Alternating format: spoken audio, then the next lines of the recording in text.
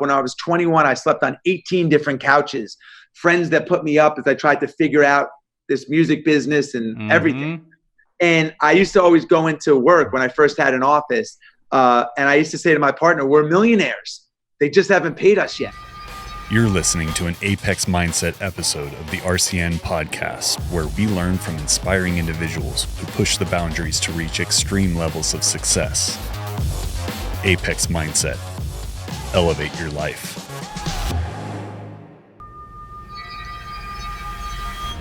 In this episode of Apex Mindset, co-founder of Marquis Jet, keynote speaker, New York and LA Times best-selling author, Jesse Itzler. For everything I've done, my process is the same. There's an intense enthusiasm. I pour my soul into it.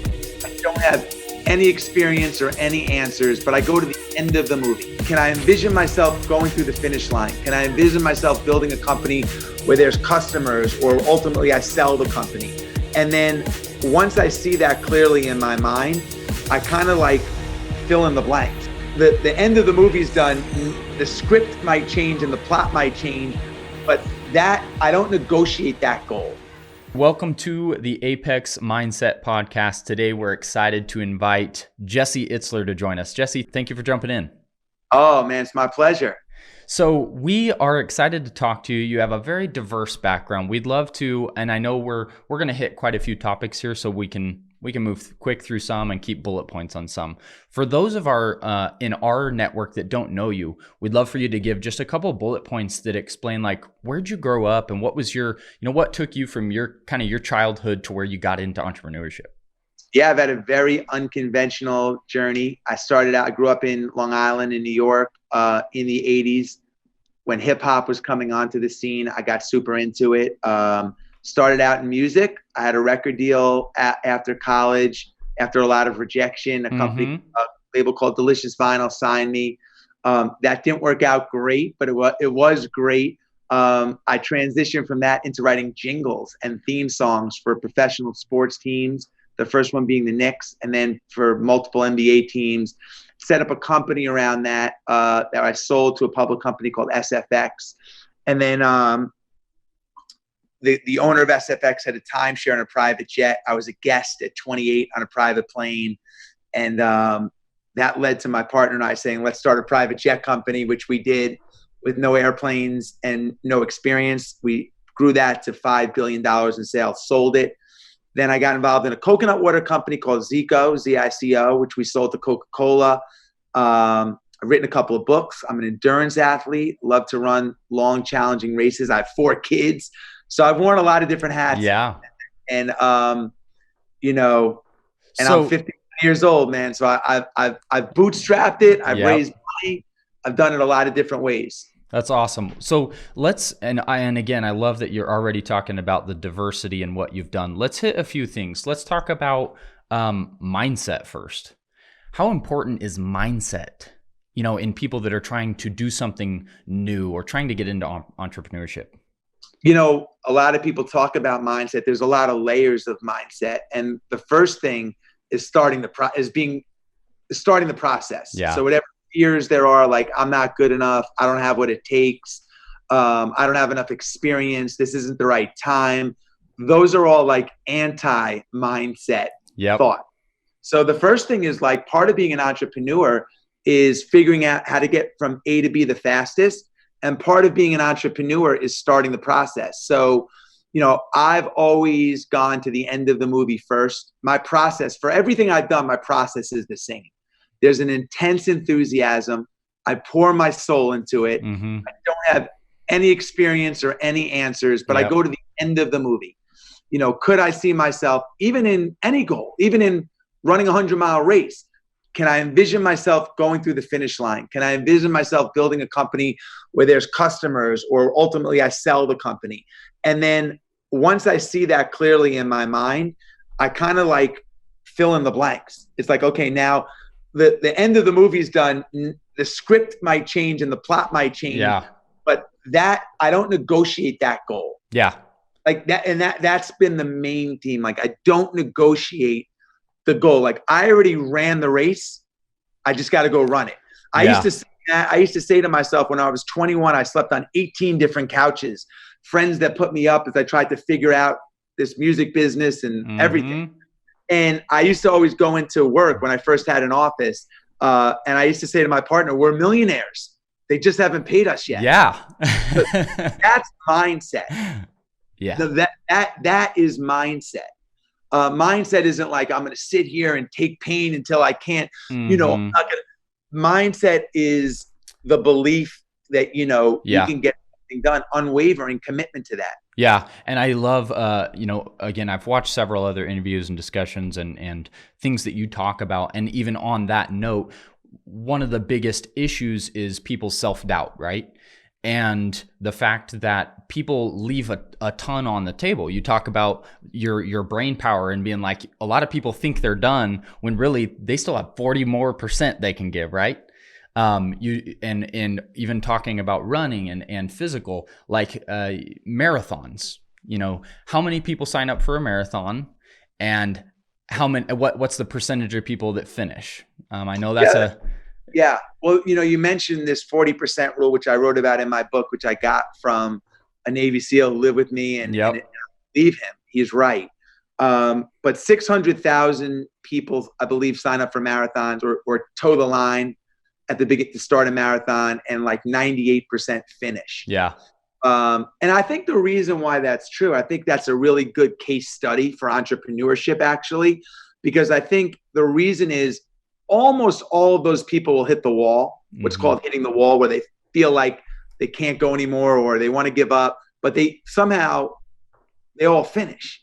Yeah. 99, and the reason is, I think, though they want it, I think it's a couple things. One, they want it really bad, which I think is the first part of mindset. You got to want it, and you want it for yourself. If my wife wants me to go to marriage therapy because our marriage is broken, and I'm going just to check the box because she wants to go, that's not going to work. If I'm going because I genuinely want it and want to listen and want to get better, it has a much better chance of working. Yeah. And I think the reason why people finish the marathon or continue on and have a successful business is a couple of things. I think one, they want it more than the obstacles.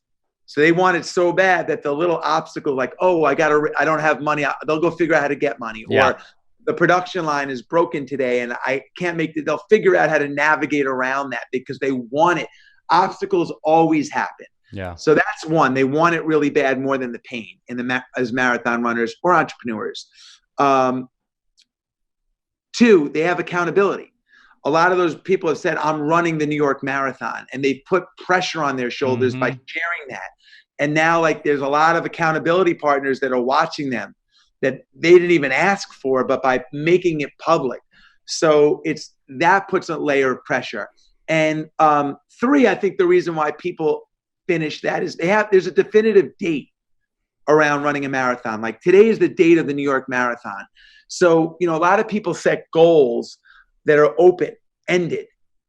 The reason why people lose weight for a wedding is because I'm going to lose weight specifically for my wedding on August 20th. Yeah. That's a lot different than saying to yourself, man, my goal this year is to lose weight. Yeah.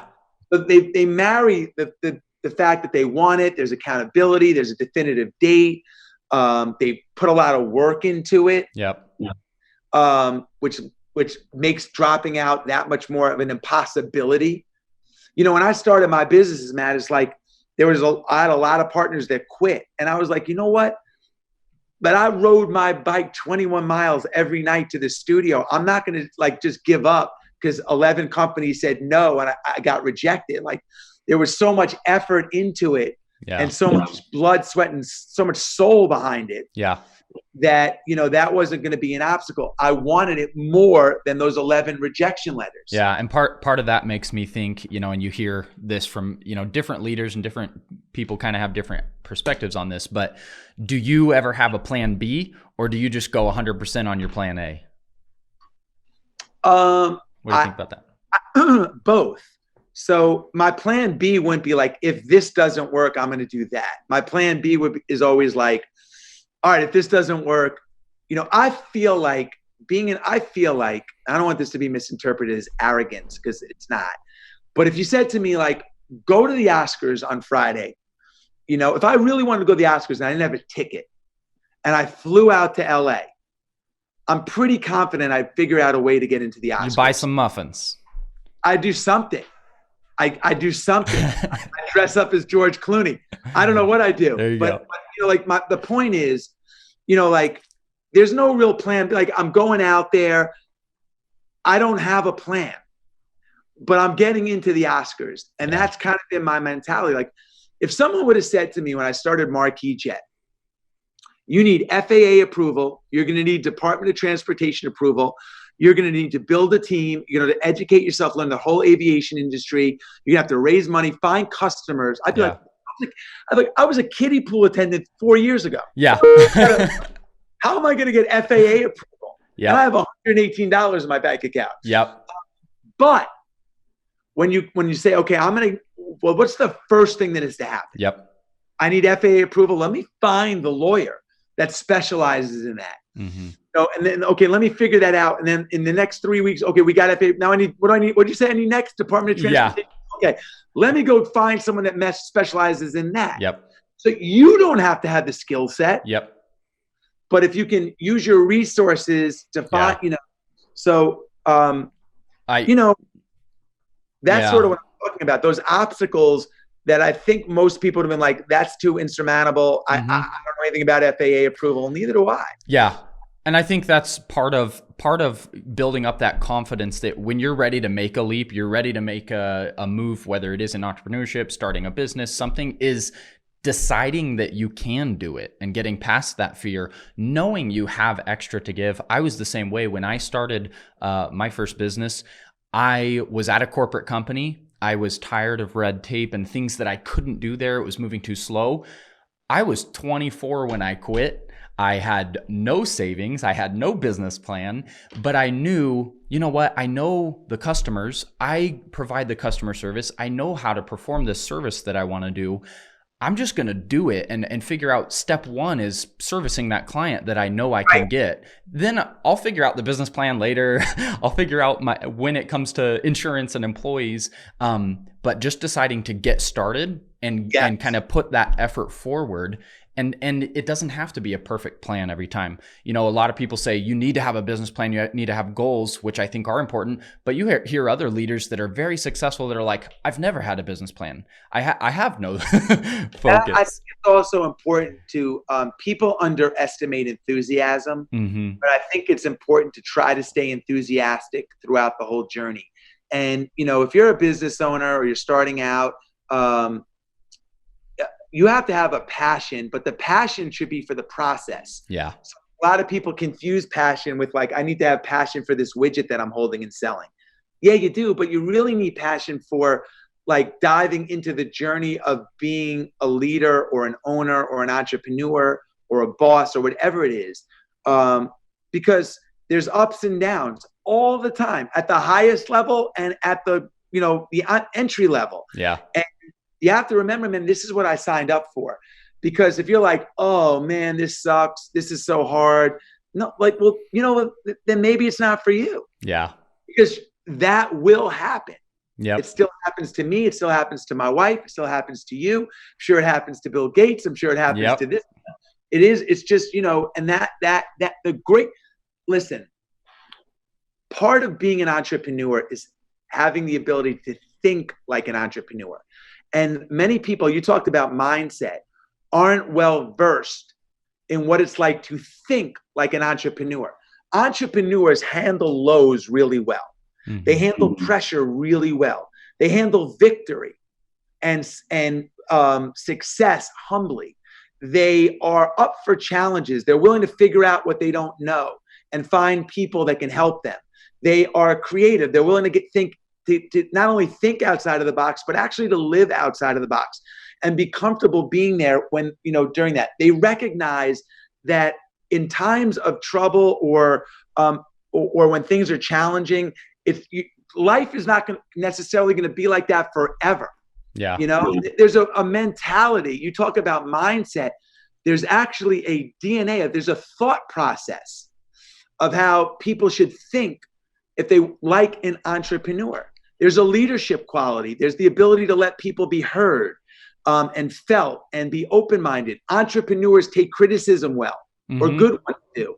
They're not defensive, like they know everything. They recognize, like, God, I'm, and they're able to take criticism constructively instead of being on the offense all the time. Yeah, that's been in my experience, that's been one of the things that allowed me to build a business in the first place was customer service, like putting the people first, learning to take experiences positively, not be the guy that's going to turn around when a client has a bad experience and like fight back and blame it on them, but like taking things and giving a positive response kind of no matter what the situation is. And wanting success for everybody involved, for your employees, for your client, and it not being just something in your mind of like, I didn't start a business for the money. I started the business for the journey, for having control and being able to give other people opportunity. Like that's what I enjoy about it. Yeah. And I think one of the things that I like to ask myself that anyone listening can do, it's super simple, is I just ask myself, like, would I recommend myself as? And then I fill in the blank. Like, would I recommend myself as a boss? Would I recommend myself as a husband or as a father, as a son to my parents are older? And if the answer is no, like I wouldn't give myself my own recommendation, my own referral, why not? And that's a good way to get answers around how you're steering your ship. Yeah. All buckets of your life. Yeah. How, and I know we've got a few minutes left here just to touch on a couple more things. Let's briefly family. So you're married, and for those that don't know, your wife is Sarah Blakely, creator of Spanx. You guys have 4 kids together. You live in Atlanta, correct? Yes. How have things been for you on the work-life balance? I know you guys spend a lot of time focused on your schedule and making sure you guys are spending time together, taking vacations together, things like that. Has it been a struggle, or has that been a consistency, from when you guys started, or what's your journey with that look like? Yeah. Well, first of all, it's always a work in progress because our lives always change. Our kids go through different stages of life. The attention they need from 0 to 15 might be different from 15 to 30, but balance, it's impossible to have. People talk about work-life balance. Balance almost means equality. Both sides of the scale are equal, work and life. First of all, you have to decide what's most important to you right now. If I'm launching a new project and I'm going to go out of balance because I need 18 to 20 hour work days, the first thing I do is I tell my wife. So there's no resentment or guilt. And she knows we're on the same page. Honey, I'm training for a race. I'm launching a new business. The next 2 months, I'm going to be a little bit out of whack. And I just need your blessing on it. That's the first thing. Yeah. The second thing is I just try to I try to be where my feet are. I try to be mega present. If I'm with my kids, I'm with my kids. Yeah. If I'm at work, I'm at work. And, and I try to really compartmentalize that. Right now I'm talking to you. I told you, like, today's a little crazy. Unfortunately, we only have, 15, 20 minutes, but I'm going to give you my all. Yep. I'm not looking at the clock or this. When you tell me 20, boom. Then I'm going to go swim with my son. I have to take him to swim, and I'm going to swim with my son. Yep. And then I'm going to come back. I have about an hour and a half of work, and I'm going to lock it down. Then I have 2 hours of family time, and there's no phone. Yep. To me, that's how I deal with my balance, is trying to be mega present in any bucket. Yeah.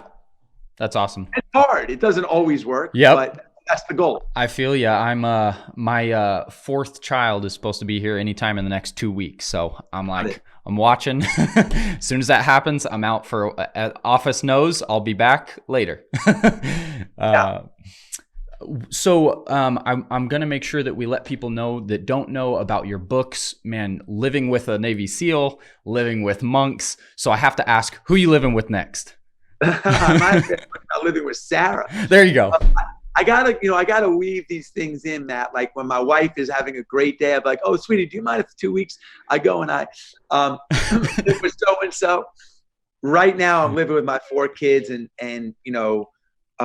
with all the stuff that's going on currently, doing some homeschooling and that kind of stuff. So, people say surround yourself with like-minded people, and that's true, but you really learn by being around people that aren't like you and taking, the greatest gift that Marquis Jet gave me which is the company that I had that we sold to Warren Buffett's NetJets, wasn't the wire that they sent at the end of the transaction. It was the 4,000 people that we flew that were the who's who of entrepreneurship, entertainment, all amazing industry. Because as a 28, 29-year-old kid, when I started this company with my partner, I was obsessed with their lifestyle and habits. Yeah. How do you live rich? How do you spend your time? What do you do with your money? How do you parent? Yep. And I was a sponge, man. And I got to kind of, at every opportunity, ask these 4,000 people questions about that, of lifestyle. Yeah. And that was the greatest gift that Marquis Jet gave to me. So when you say, who do you want to live with next? I feel like I've already kind of been inside the house of the 4,000 some of the most influential people in this country, and got to ask the same questions you're asking me. Yeah. Which is awesome. And that's probably, we could talk here a little bit about the programs you have going on so people are aware of them. You've got your calendar club, Build Your Life Resume. You want to give a little bit of info about what those are about? Yeah, I'm a big believer in building your life resume, even more than your traditional resume. I have a course that has 50 years of my best practices around, entrepreneurship, parenting, mindset. There's a series of video lessons, live Q&A. It's super intimate, and it's called Build Your Life Resume. And it's all on my Instagram and my bio at Jesse Itzler. So I'm not here to sell or plug anything, but I do appreciate the shout out. Of course. Well, and that's our goal. Our audience are people who want to learn, just like myself. I got started at a young age. I'm thankful I am where I am. Been married 10 years, got 4 kids. I'm still only 29. I don't know if I'm supposed to say that, but so I'm happy that I'm finding people like you, like Matt Higgins, like, your wife, these people that we can follow and learn from and continue to share with the newer, millennials, with kids that are coming into entrepreneurship, trying to figure out, do I go to school or do I start a job? So we're just excited to learn from those that are before us that have something to share and find ways to collaborate and be involved so that we can build the next great company and, create jobs. Oh, it's my pleasure, man. Well, on that. Yeah. Well, we're going to let you go swim with your kid. We really appreciate it. And we look forward to staying in touch with you. Thanks. Good luck with everything. Good luck with the 4th child. And I'm glad we were able to do this. Thank you.